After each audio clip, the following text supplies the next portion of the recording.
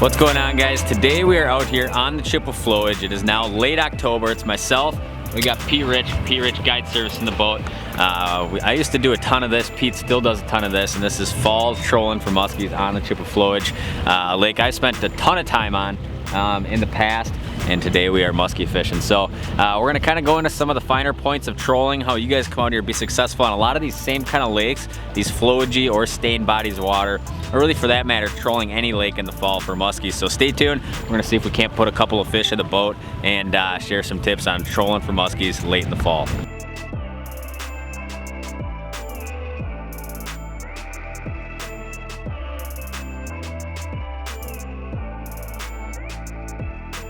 Alright guys, so we're out here trolling. Now the biggest thing is boat control, obviously. You know, we gotta put our boat right over top of basically a muskie.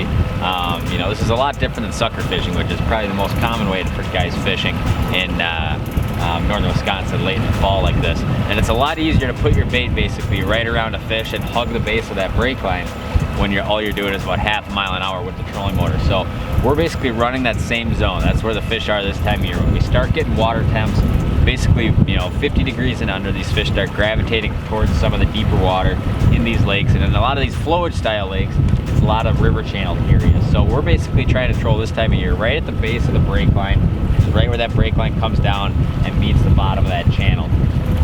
And you know, like we're going to talk about with the depths in our different baits we're running and stuff like that, you know, we want to be hugging that basically right at that crease of the brake. So boat control is obviously huge because this is definitely tight quarters fishing. This is not like we're fishing a huge flat and trying to spread baits way out over a large area. We're covering a very small area on basically a lot of the shoreline break stuff. So you know, one thing I see guys do a lot is everybody tends to go in a straight line when they're doing this pattern. They get on a brake line and they follow it for, you know, 3-4 miles. And basically what we do is we look at a piece of the lake, and we'll kind of go into location wise how you can find a good piece of this lake to come troll. And we're just raking it back and forth. We're zigging and zagging in and out of this brake line. And the biggest thing is I use my Humminbird, my mapping, and my side imaging to find these areas, or to stay on this line. I use a lot of auto charts. So we'll show a picture right here of an area we've auto charted to show more detail so we can follow that brake.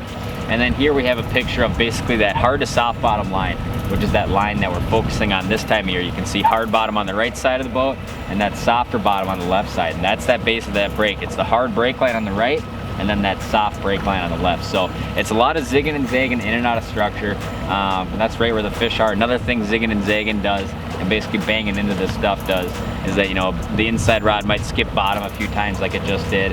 And you know, as we're kind of swerving in and out of stuff like we are right now, one bait speeding up, one bait slowing down. So as well as just you know, being right around the fish like we are, we're also, you know, adding a triggering aspect to our baits as we're trolling along. Alright guys, real quick, we're going to talk about late fall locations like this. Now this is late fall. We got water temps that are mid 40s to low 40s, and this is late fall pretty much everywhere you're going to be fishing. So the patterns are relatively the same generally this time of year on these flowagey style lakes, or really most lakes for that point. We're fishing a lot of deeper water. Late fall is the time to be fishing deeper. And in this lake, in the flowage, typically you're fishing river channel related structures. So basically what we want to do is we want to find an area that has a lot of interconnected structure, or an area that has a lot of character to it, because we're not fishing one little point all day. We want to be hitting basically 75 of these same little points. So an area like this that has a lot of, you know, here's a flat here, point over here, stuff like this, a lot of ins and outs. These are the kind of areas we're looking for with deeper water around them. So, and basically when we're trolling, we're connecting a whole bunch of these spots throughout the day. And the important part to note is that we're not getting on a shoreline and running it for 4 miles in one direction. We're getting on a shoreline, or kind of the sweet spot that we've caught fish on or looks good on the map, and we're going back and forth over that maybe mile stretch, half a mile stretch, whatever it is, all day. And we've had a slower day today, but fall is known for short bite windows. So you're gonna have very short windows where these fish actually feed.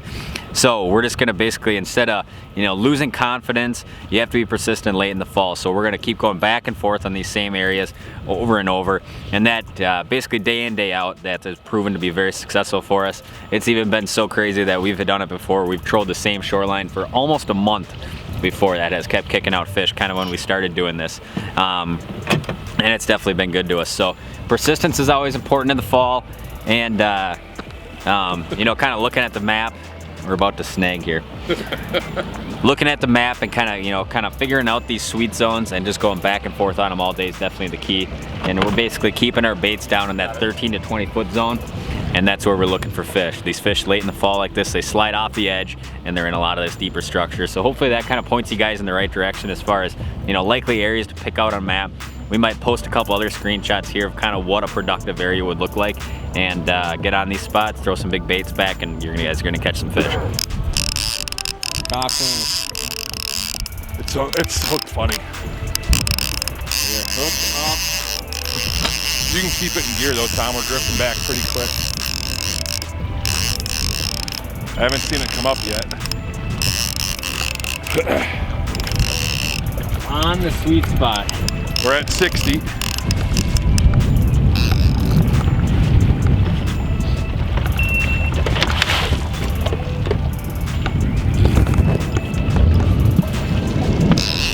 Be a decent one, huh? It might be. I think it's hooked to a little funnel.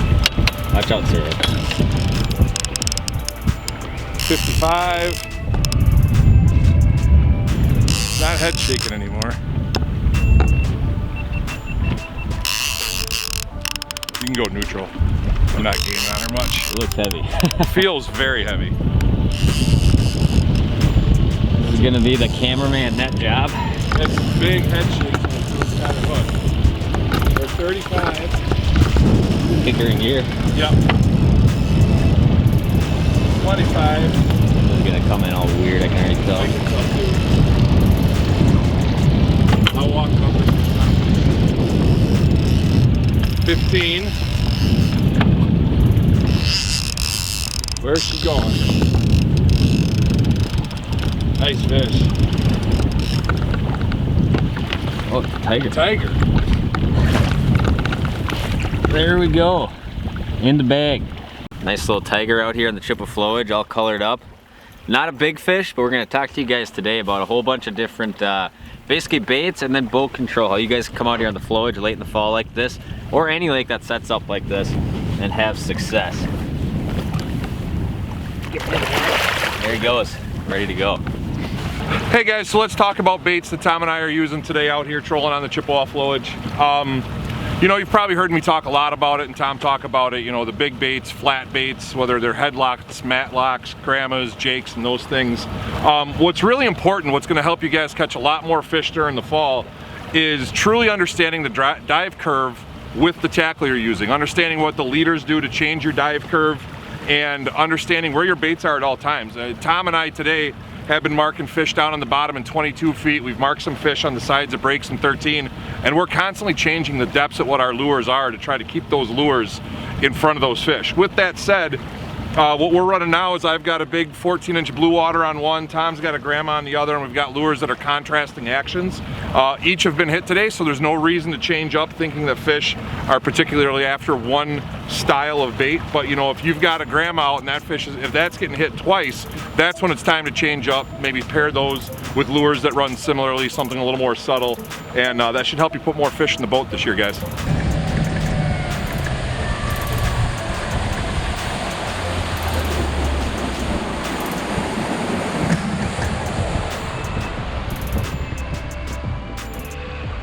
Alright guys, well thanks for watching. That was our day out here in the Chippewa flowage. Hopefully you guys learned some about this late fall trolling. It's an awesome pattern. Now nobody's coming out here and catching like 6 fish a day doing this. Any day you catch a muskie late in the fall out here is a good day, and it's a great way to catch big fish really all November long. If you guys want to get some more information about this bite or go out with Pete, he's out here pretty much every day doing it, so I'll link his website or something down below so you guys can check that out. Anything else to add? Nope, you just make sure you stick with it, guys. Grind it out, pick good spots, and really fish them thoroughly. Yeah. So thank you guys for watching. If you guys are not already, please subscribe. And yeah, thanks for watching. Until next time, stay tuned for more videos.